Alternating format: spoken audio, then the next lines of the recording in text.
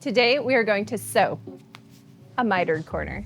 A mitered corner is when two sides of your fabric meet at a 45-degree angle. This sewing technique creates crisp and sharp corners and gives your project that finished and polished look.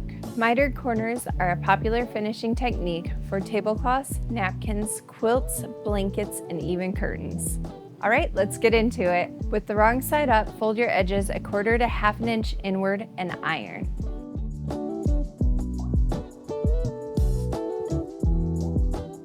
Fold inward again, but this time to your desired border width. My width will be 1 inch.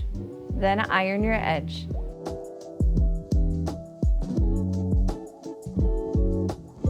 Unfold the fabric back to the 1/2 inch fold. Measure 2 times the width of your border. My width is 1 inch, so I will mark 2 inches along both sides starting from the corner. Connect your marks going across your fabric, making a triangle. Fold that piece together into a point so the right sides are together and your marks match up. Pin and repeat the process with all the corners.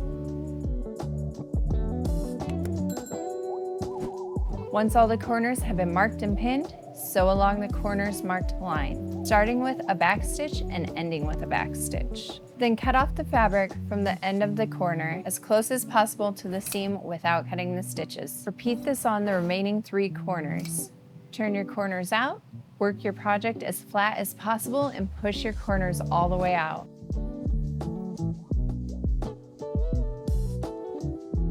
You may have to use an item that is small and long enough to fit into the corners.